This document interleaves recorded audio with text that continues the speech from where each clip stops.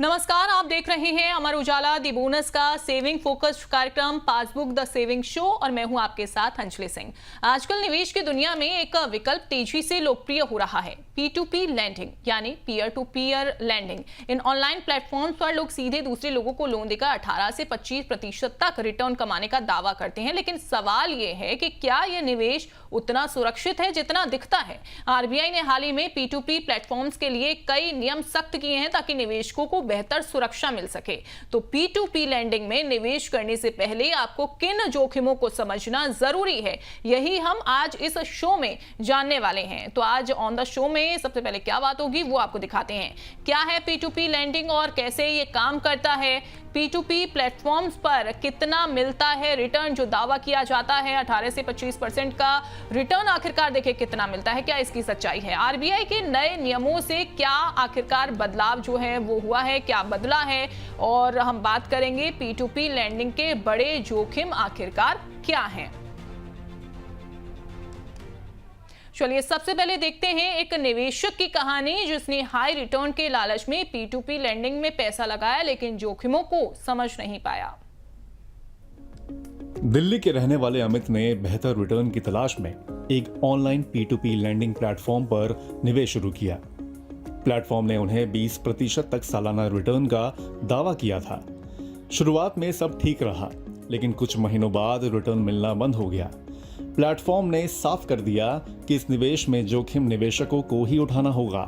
इसके बाद अमित को समझ आया कि P2P लैंडिंग में पैसा लगाना FD या सुरक्षित निवेश की तरह नहीं है। तो चलिए शो की शुरुआत करते हैं। आज हमारे साथ मौजूद हैं loan expert and managing director of रुपया पैसा मुकेश पांडे जी। सर, आपका बहुत स्वागत है। मैं अपने दर्शकों को बता दूं कि P2P लैंडिंग के काम करने का तरीका, इसके जोखिम और निवेश से पहले जरूरी सावधानियां क्या होती हैं वो आज हमें सर समझाने वाले हैं। सर, सबसे पहले तो समझना बहुत ज्यादा जरूरी है कि P2P लैंडिंग आखिरकार क्या होती है। मैं चाहूंगी कि आप हमारे दर्शकों को ही इसके बारे में थोड़ा समझाइएगा, और ये बैंक या NBFC के पारंपरिक लोन सिस्टम से किस तरह अलग है।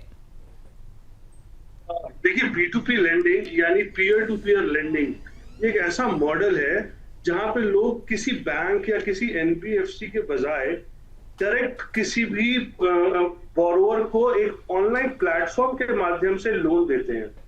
प्लेटफॉर्म एक इंटरमीडिएटरी के तरीके से काम करता है।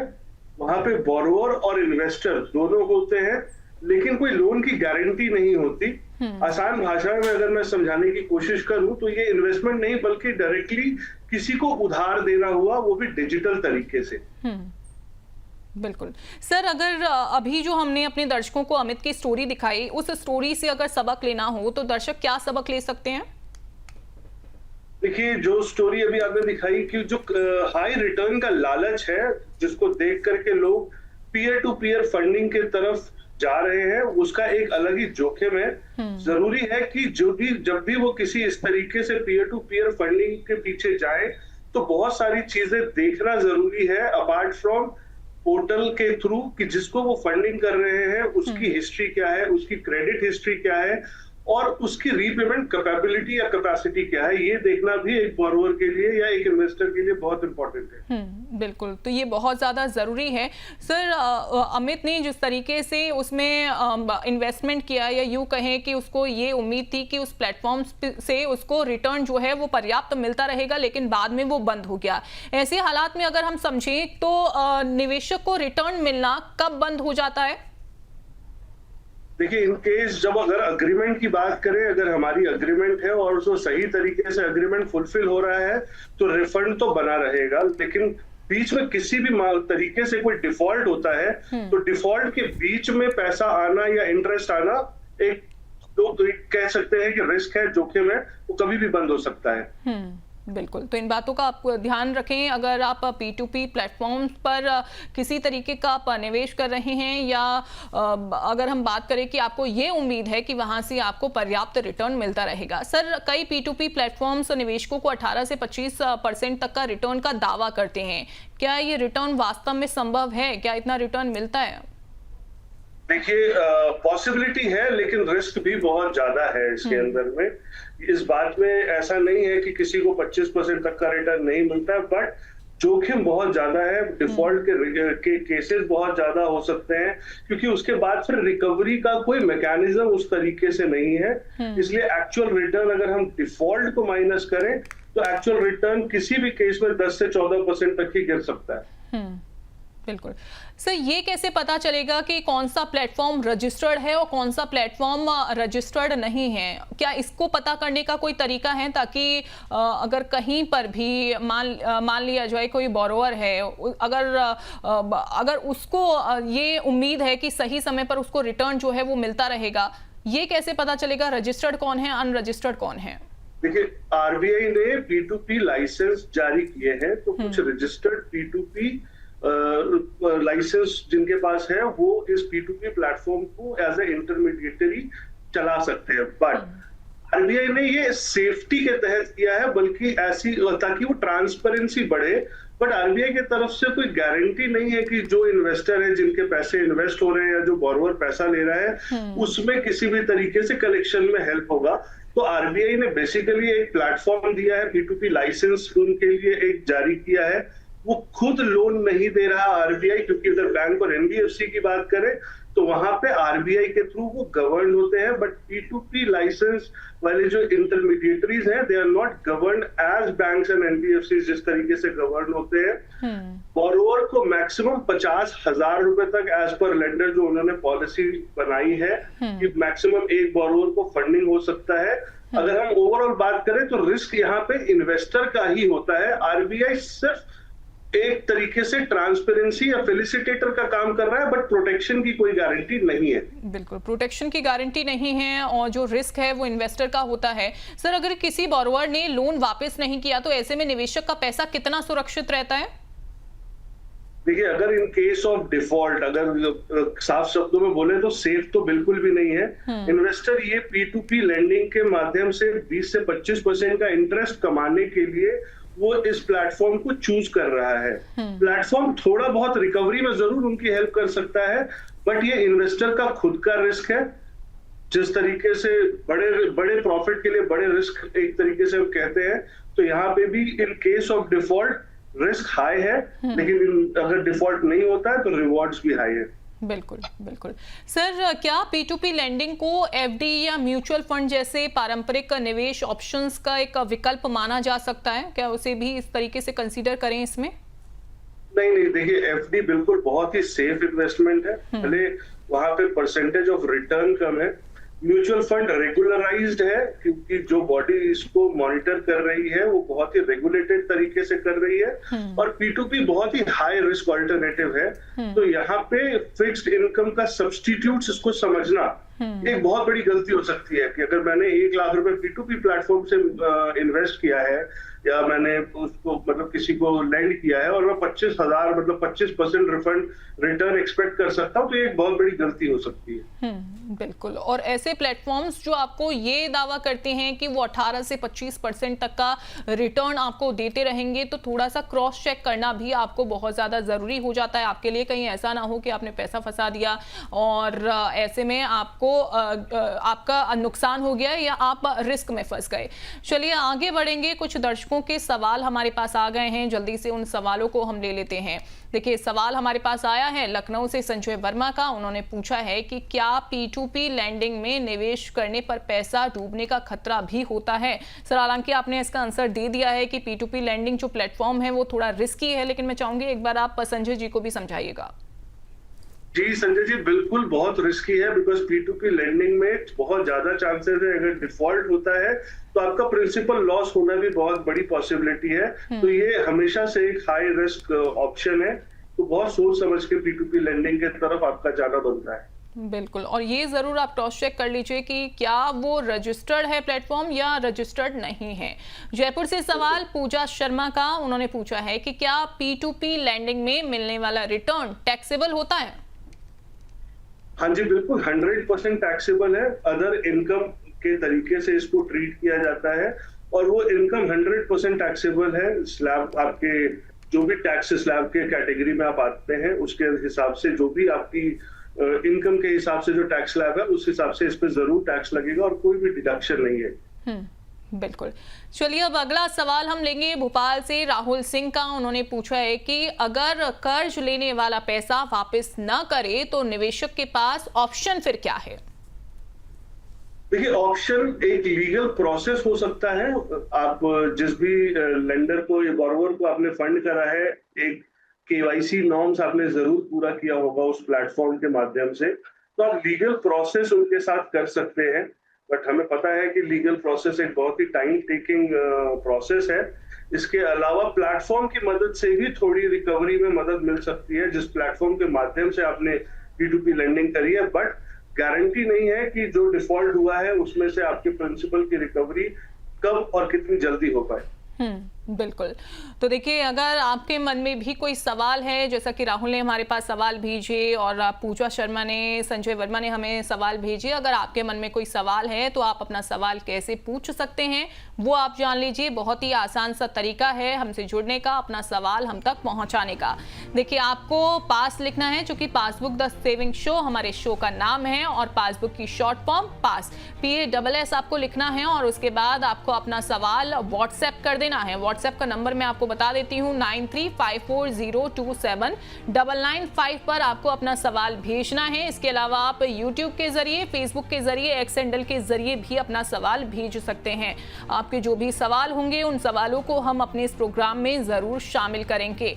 P2P लेंडिंग से जुड़ी हम तमाम बातों का जिक्र कर रहे हैं। देखिए, प्लेटफॉर्म थोड़ा सा रिस्की जरूर है, इसलिए अगर आप यहाँ पर किसी तरीके को इन्वेस्टमेंट करते हैं या किसी तरीके का आप यहाँ पर पैसा लगाते हैं तो देखिए, आपको ये समझना जरूरी है, क्योंकि ये दावा किया जा रहा है कि 18 से 25% तक का जो रिटर्न है वो इस प्लेटफॉर्म्स पे आपको मिलता है, लेकिन इसे आप जरूर क्रॉस चेक करिएगा। और नंबर हमने आपकी स्क्रीन पर जरूर मेंशन कर दिया है, ये आप देख रहे हैं 9354027995। इस नंबर पर अगर आपके मन में कोई सवाल है तो आप अपना सवाल जरूर हम तक पहुंचाइए। आपके सवाल को हम अपने इस प्रोग्राम में शामिल करेंगे।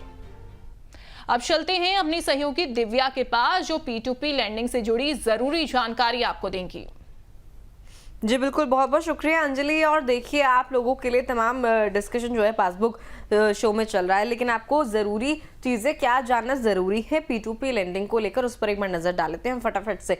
सबसे पहले देखिए, निवेश केवल RBI registered NBFCs P2P platform पर ही करें। आपके लिए ज़रूरी है कि जो भी प्लेटफॉर्म RBI से रजिस्टर्ड हैं उन पर ही आप निवेश करें। एक व्यक्ति अधिकतम 50 लाख रुपए तक निवेश कर सकता है, ये भी आपके लिए जानना जरूरी है। इससे पहले कि आप P2P लेंडिंग का रास्ता चुनें, आपके लिए तमाम पॉइंट्स जो है जानने जरूरी हो जाते हैं। 10 लाख से ज्यादा निवेश पर नेटवर्थ सर्टिफिकेट जरूरी हो सकता है कि आपको दिखाना पड़े। इसके अलावा एक व्यक्ति को 50,000 रुपए तक लोन दिया जा सकता है। P2P लेंडिंग की बात हो रही है। कर्ज लेने वाला व्यक्ति पैसा ना लौटाए तो जोखिम निवेशक का होता है। साथ ही P2P से मिलने वाला जो ब्याज है पूरी तरह कर योग्य होता है, यानी कि टैक्सेशन इस पर जरूर लागू होता है।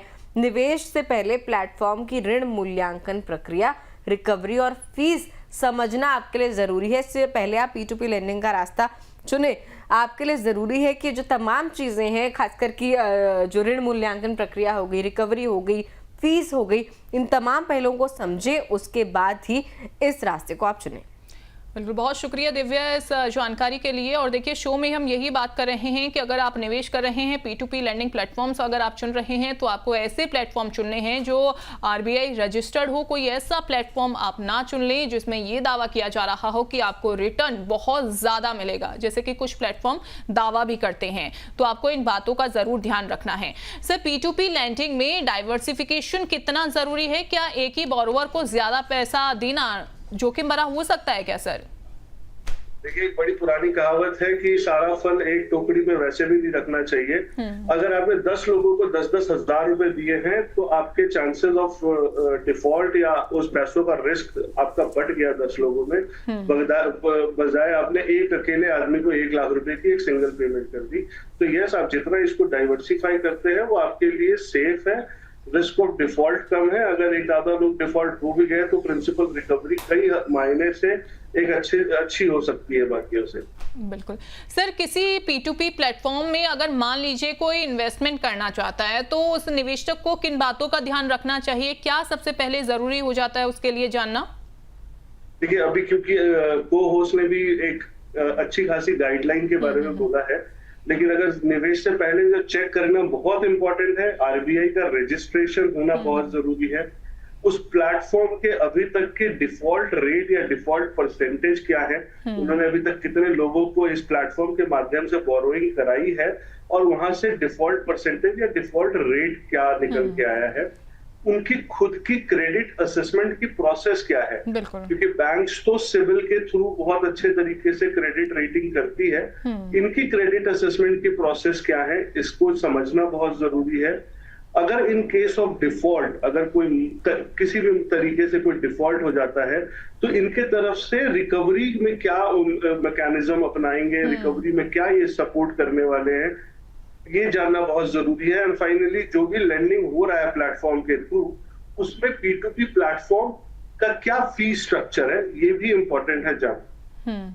बिल्कुल सर, अभी एक पॉइंट भी हमारी सहयोगी ने बताया था कि P2P से मिलने वाला ब्याज पूरी तरह से कर योग्य होता है। P2P लैंडिंग से मिलने वाला इंटरेस्ट जो है वो इनकम टैक्स के दायरे में सर कैसे आता है, उसे कैसे उसे डिफाइन किया जाता है? देखिए अगर मान लीजिए मैंने किसी को 10 लाख रुपए दिया और साल का 20% अगर जो हम एक्सपेक्ट कर रहे हैं P2P प्लेटफॉर्म के थ्रू 20% का रिटर्न, तो मैंने तकरीबन 10 लाख रुपए पे 2 लाख रुपए का इंटरेस्ट अर्न किया है एज अ इनकम। ये इनकम हमारा other source, income from other source हमारे बैलेंस शीट या हमारे ITR के अंदर में जाएगा, जो कि फुल्ली टैक्सेबल है। आपको इसके ऊपर पूरा टैक्स पे करना पड़ेगा, इसमें कोई कैपिटल गेन का कोई ऐसा कोई बेनिफिट नहीं है। तो जो आपने इनकम एज अ इंटरेस्ट कमाया है अब after lending through P2P platform, आपको उस पर टैक्स जमा करना है as per your tax slab. कोई 10% के टैक्स स्लैब पे है, कोई 30% के टैक्स स्लैब पे है। जिस भी स्लैब में उनकी इनकम, एनुअल इनकम आ रही है, जिसमें उनका अदर इनकम ऐड होगा, उस हिसाब से टैक्स वो पे करेंगे। बिल्कुल, तो इंटरेस्ट इनकम टैक्स जो है P2P लैंडिंग से मिलने वाला जो इंटरेस्ट है वो इनकम टैक्स के दायरे में कैसे आता है वो सर ने समझाया। चलिए कुछ दर्शकों के सवाल आ गए हैं, जल्दी से उन सवालों को अपने इस प्रोग्राम में शामिल कर लेते हैं। इंदौर से सवाल आया है निखिल जैन का, उन्होंने पूछा है क्या P2P लैंडिंग इमरजेंसी फंड के लिए सही निवेश है? सर जी बिल्कुल भी नहीं, बिकॉज हमेशा से हम मानते हैं कि इमरजेंसी फंडिंग एक ऐसा फंडिंग होना चाहिए जो बहुत लिक्विड हो और सेफ हो। कहने का मतलब अगर आधी रात में भी मुझे पैसों की जरूरत है तो मैं उसको लिक्विडेट कर पाऊं और उसको यूज कर पाऊं। P2P फंडिंग के माध्यम से इसको as a emergency fund create करना ये बहुत बड़ी गलती हो जाएगी, बिकॉज अगर जिसको आपने लैंड किया है वो बीच में आपको पैसे रिफंड करने के पोजीशन में ना होगा ना देगा, तो आपको इमरजेंसी फंड के लिए पारंपरिक तरीके से FD, गोल्ड, म्यूचुअल फंड, इनमें ही इन्वेस्ट करना सबसे ज्यादा सेफ है। बिल्कुल, चलिए अगला सवाल हम लेंगे। देखिए अगला सवाल है पटना से कविता मिश्रा का, उन्होंने पूछा है क्या P2P लैंडिंग में पैसा बीच में निकाल सकते हैं, अगर मान लीजिए किसी को पैसा जो है वो निकालना हुआ तो? देखिए मैंने अभी जैसा बोला, क्योंकि जो लिमिटेड लिक्विडिटी होती है इसके अंदर में, जिसको आपने लैंड किया है वो उसके ऊपर है कि वो बीच में पहले इसको प्री पे या फोरक्लोज कर सकेगा कि नहीं कर सकेगा। तो सेकेंडरी मार्केट हमेशा अवेलेबल नहीं भी हो सकती है, मतलब जो बोरोवर है वो हमेशा अवेलेबल नहीं भी हो सकता है, इसलिए एग्जिट होना बहुत ही मुश्किल प्रोसेस हो सकता है। बिल्कुल सर, P2P लैंडिंग में प्लेटफॉर्म्स बोरोवर्स की क्रेडिट वर्दिनेस कैसे जांचते हैं और क्या उनकी क्रेडिट असेसमेंट प्रोसेस भरोसेमंद होती है? जैसा कि आपने भी कहा कि अगर कोई मान लीजिए इन्वेस्टमेंट करना चाहता है तो आपको डिफॉल्ट है या नहीं है, डिफॉल्ट रेट चेक करना बहुत ज़्यादा ज़रूरी है, तो क्या ये भरोसेमंद है क्रेडिट असेसमेंट प्रोसेस? देखिए बहुत ही ज़्यादा लिमिटेड है अगर हम क्रेडिट असेसमेंट के ही तौर पे जाएं, बिकॉज क्रेडिट स्कोर तो मैं मानता हूँ P2P लैंडिंग के अंदर में भी वो देखते हैं, बट वो सिर्फ क्रेडिट स्कोर के बेसिस पे किसी को फंडिंग करना एक बहुत रिस्क हो सकता है, बिकॉज आप ग्राउंड वेरिफिकेशन कुछ नहीं कर रहे। उसके जो नॉर्मली बैंक्स और NBFCs के थ्रू अगर हम कोई लैंडिंग या कोई बोरो करने जाते हैं तो बैंक्स और NBFC क्रेडिट स्कोर के अलावा ग्राउंड रियलिटी भी चेक करती है कि जो एप्लीकेशन फॉर्म के अंदर में जो घर का एड्रेस, ऑफिस का एड्रेस, दो रेफरेंस जो दिए हैं वो क्या जेन्युइन दिए हैं नहीं दिए हैं, तो उसमें रिस्क काफी हद तक कम हो जाता है। बट P2P लेंडिंग में इसका रिस्क हमेशा ज्यादा रहता है। मान लीजिए सर, अगर किसी बोरोवर ने लगातार EMI नहीं भरी तो रिकवरी की जो प्रोसेस है वो कैसी होती है और इसमें प्लेटफॉर्म की क्या भूमिका रहती है? देखिए, इन केस ऑफ डिफॉल्ट, क्योंकि मैंने पहले भी बताया ये प्लेटफॉर्म के थ्रू जो लेंडिंग हो रही है थोड़ा हाई रिस्क है, तो रिकवरी बहुत अनसर्टेन है। बट जो प्रोसेस हम अपना सकते हैं रिकवरी के लिए वो है कि उनको एक रिमाइंडर्स मैसेजेस व्हाट्सएप भेजा जा सके, कलेक्शन के लिए कॉल करी जा सके कि अगर आपके महीने की 2 तारीख की ड्यू डेट थी और किसी भी वजह से वो 2 तारीख को नहीं आया है तो आपको वो रिमाइंडर कॉल्स फोन करा जाए। और अगर बंदा या बोरोवर मेरे पास बिल्कुल ही नॉन ट्रेसेबल है, उससे मेरी बात नहीं हो पा रही है, तो फाइनली लीगल नोटिस के अलावा कोई और ऑप्शन है नहीं। बिल्कुल, तो लीगल नोटिस के अलावा और कोई ऑप्शन इसमें नहीं है। सर, क्या P2P लैंडिंग में इंस्टीट्यूशनल इन्वेस्टर्स भी निवेश करते हैं या फिर केवल रिटेल इन्वेस्टर्स के लिए ही ज्यादा ये फेमस है प्लेटफॉर्म? देखिए, P2P जो प्लेटफॉर्म है वो पीयर टू पीयर यानी कि पर्सन टू पर्सन, इन्वेस्टर का इसके अंदर में आना इज नॉट अलाउड या नॉट पॉसिबल। इसमें आपको अगर बात बोलूं तो रिटेल इन्वेस्टर ही डोमिनेट करते हैं, रिटेल इन्वेस्टर ही अपने एक सर्टेन कैपिटल को जैसा आपने बोला 1 लोग या 10 लोग या 15 लोगों में वो डिस्ट्रीब्यूट करते हैं ताकि उनको वो रिटर्न आ पाए जो वो रिटर्न एक्सपेक्ट कर रहे हैं। तो इंस्टीट्यूशनल इन्वेस्टमेंट बहुत मुश्किल है या नेक्स्ट टू इम्पॉसिबल है पीयर टू पीयर लेंडिंग। बिल्कुल सर, क्या आने वाले समय में P2P लैंडिंग इंडिया में एक बड़ा ऑल्टरनेटिव इन्वेस्टमेंट ऑप्शन बन सकता है? जैसा कि आप कह रहे हैं थोड़ा सा ये रिस्की है और अगर यहाँ पर इन्वेस्टमेंट करें इस प्लेटफॉर्म पर तो थोड़ा सा देख कर और संभल कर करना चाहिए, तो क्या आने वाले समय में ऑल्टरनेटिव इन्वेस्टमेंट ऑप्शन के तौर पर इसे देखा जा सकता है? देखिए, आने वाले समय में RBI की भी हो सके कुछ और भी पॉलिसीज आए इसको और भी अच्छे तरीके से रेगुलेट करने के लिए। और यस, ये आगे किसी ग्रोथ को करेगा बिकॉज हमारा जो इंडिया है वो बहुत बड़ा कंज्यूमर मार्केट है, लेकिन नीश कैटेगरी है तो इसके अंदर में रिस्क भी हाई रहने वाला है। ऐसा नहीं है कि आने वाले टाइम में इसमें रिस्क घट जाएगा। तो हाई रिस्क हाई रिवॉर्ड का जो कॉम्बिनेशन है ये हमेशा बना रहेगा। बिल्कुल सर, RBI की तरफ से, चूंकि आपने भी कहा कि एक जो लिस्ट है RBI की तरफ से वो जारी की गई है जो इसमें बताया गया है कि कौन से P2P प्लेटफॉर्म्स जो हैं वो रजिस्टर्ड हैं और उनको निवेशक को देखना बहुत ज़्यादा ज़रूरी है। मान लीजिए अगर कोई गलती हो जाती है निवेशक से या वो नहीं ये लिस्ट जो है वो क्रॉस चेक कर पाता है और गलत ऐसे प्लेटफॉर्म पर, अनरजिस्टर्ड कोई प्लेटफॉर्म पर उसने निवेश कर दिया, सर उसके पास फिर क्या ऑप्शन है? देखिए, प्रैक्टिकली तौर पे अगर बात करें, अगर कोई ड्यू डिलिजेंस वो नहीं कर रहा है तो वो उसकी गलती है और उससे उसको निपटना भी या उसके जो भी आउटकम है उसको भुगतना भी उसको खुद को ही पड़ेगा।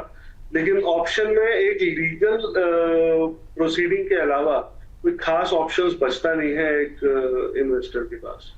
बिल्कुल, तो लीडिंग प्रोसीडिंग ही एक आखिरी ऑप्शन जो है वो होता है। लेकिन सर, इसको इस प्लेटफॉर्म को चेक करने का क्या कोई तरीका है? जैसे कि अगर मैं कोई वेबसाइट हो गई या किसी तरीके का, क्योंकि आजकल तो हम ये देख रहे हैं कि बहुत सारी ऐसी वेबसाइट हैं जो कि क्लोन करके बना दी जाती हैं, फिर कैसे चेक किया जाएगा?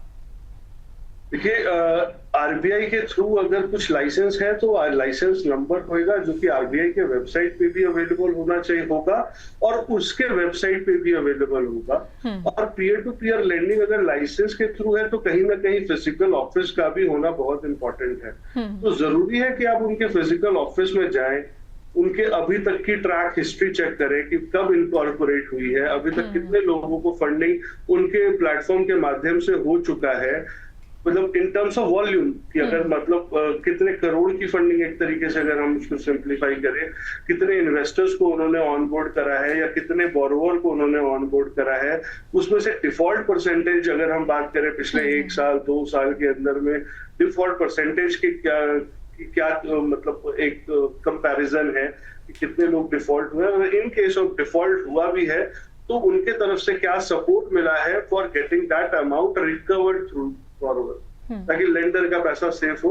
तो इन चीजों को जानना हमेशा एक P2P इन्वेस्टर के लिए बहुत इंपॉर्टेंट। बिल्कुल सर, एक आखिरी सवाल, मान लीजिए कि अगर कोई व्यक्ति पहली बार P2P लैंडिंग में निवेश करना चाहता है और उसे इन सारी चीज़ों के बारे में नहीं पता है, मेन ऐसी कौन सी 3 चीज़ें हैं, कौन सी ऐसी 3 सावधानियां हैं जो उसे रखना बहुत ज़्यादा ज़रूरी है, बजाय इसके कि वो बड़े बड़े टर्म्स एंड कंडीशंस पढ़े, बजाय इसके कि वो बहुत ज़्यादा पॉइंट्स को देखे कि मुझे ये नहीं करना, ये नहीं करना। मेन 3 ऐसी कौन सी चीज़ें हैं सर? देखिए, आफ्टर वेरीफाइंग कि peer to peer lending platform को उसने वेरीफाई कर लिया है और उसके बाद भी वो स्टार्ट करना चाह रहे हैं, तो स्मॉल स्टार्ट करें। कोई जरूर बड़े अमाउंट से स्टार्ट ना करें, 10-20 हजार 50 हजार रुपए की इन्वेस्टमेंट से शुरू करें, 3-4-5 लोगों में उसको डाइवर्सिफाई करें। एक सिंगल आदमी को वो बड़ा अमाउंट या एक पूरा अमाउंट अपना ना दें और ज्यादा हाई रिटर्न की लालच में ना रहे। वो रिटर्न जरूरी है, बट उनको रिस्क भी देखना जरूरी है कि जिनको वो फंडिंग कर रहे हैं उनके रिस्क कंपैरिजन या रिस्क क्रेडिट असेसमेंट क्या कह रही है, उस हिसाब से वो अपनी लेंडिंग को करें और स्मार्ट तरीके से अपने पैसे की रिकवरी को मॉनिटर करें। बिल्कुल स्मार्ट तरीके से अपने पैसे की रिकवरी को मॉनिटर करना है, साथ ही आपको रिस्क देखना है, कहीं जिस प्लेटफॉर्म पर आप निवेश करना चाहते हैं कहीं वो डिफ़ॉल्ट तो नहीं है, डिफ़ॉल्ट रिस्क उसका कितना है, डिफ़ॉल्ट रेट उसका कितना है, ये सब बातों का आपको ध्यान रखना है। और साथ ही RBI ने जो लिस्ट दी है उस लिस्ट को ज़रूर चेक करें कि कहीं जो प्लेटफॉर्म पर आप निवेश करने जा रहे हैं वो प्लेटफॉर्म अनरजिस्टर्ड तो नहीं है। बहुत शुक्रिया सर हमसे बातचीत करने के लिए और अपना कीमती समय देने के लिए। थैंक यू अंजलि जी। तो देखिए साफ है कि P2P लैंडिंग एक नया और आकर्षक निवेश विकल्प जरूर है, लेकिन इसमें जोखिम भी कम नहीं है, काफी ज्यादा इसमें हाई रिस्क है। हाई रिटर्न के साथ साथ डिफॉल्ट रिस्क, लिक्विडिटी रिस्क और टैक्स रूल्स को समझना भी उतना ही जरूरी है। इसलिए निवेश करने से पहले सही जानकारी और सही प्लेटफॉर्म चुनना बेहद जरूरी है। इसी अवेयरनेस के साथ हम फिर मिलेंगे अगले एपिसोड में। आप देखते रहिए अमर उजाला दी बोनस।